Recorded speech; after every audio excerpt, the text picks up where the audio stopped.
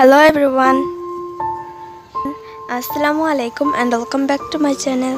আজকে আপনাদের জন্য নিয়ে এসেছি rice cutlet recipe.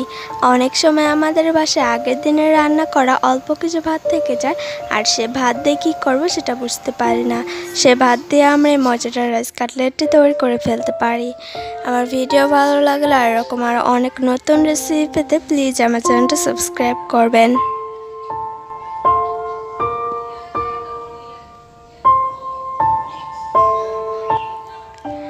Rice cutlet বানানোর জন্য আমি 1 কাপ পরিমাণ ভাত নিয়ে নিয়েছি। তারপর এখানে হাফ কাপ পরিমাণ সিদ্ধ করে না আলু দিয়ে দিচ্ছি। তারপর এখানে দিয়ে দিতে হবে 3 টেবিল চামচ পরিমাণ পেঁয়াজ কুচি, 1 চা চামচ পরিমাণ ধনিয়া পাতা কুচি, হাফ চা চামচ পরিমাণ চিলি ফ্লেক্স, 1 চা চামচ পরিমাণ কাঁচামরিচ। ঝালটা আপনাদের পছন্দ মতো অ্যাড করে নেবেন। লবণ দিয়ে দিতে হবে স্বাদ মতো। জিরার গুঁড়া দিয়ে দিচ্ছি হাফ চা চামচ পরিমাণ।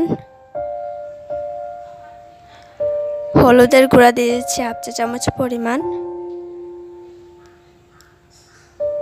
এখন এই সবগুলো উপকরণ একসাথে ভালো মতো মেখে নিতে হবে।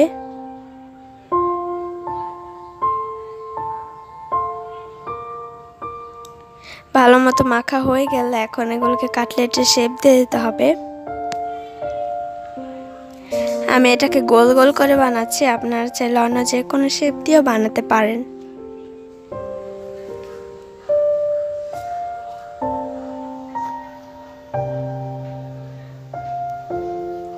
এভাবে করে আমি সবগুলোকে বানিয়ে নিয়েছি। এখন একটা বাটিতে ময়দা নিয়ে নিয়েছি। তারপর ময়দার ভেতরে কাটলেটগুলোকে গড়িয়ে নিতে হবে। তারপরে কাটলেটের গায়ে যে এক্সট্রা ময়দাটা লেগে থাকবে সেটাকে ঝরিয়ে নিতে হবে। এভাবে করে আমি সবগুলো কাটলেটের গায়ে মেখে নিয়েছি ময়দা।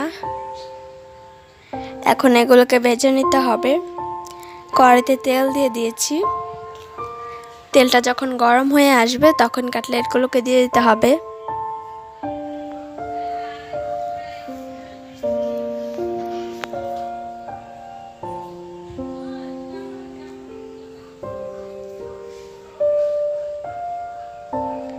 যখন এক পাশটা কিছুটা হয়ে আসবে তখন এটাকে উল্টে দিতে হবে।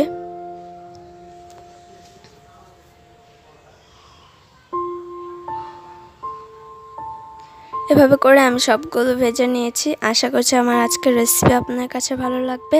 আমার ভিডিও ভালো লাগলে আর এরকম আরও অনেক নতুন রেসিপি পেতে প্লিজ আমার চ্যানেলটা সাবস্ক্রাইব করবেন।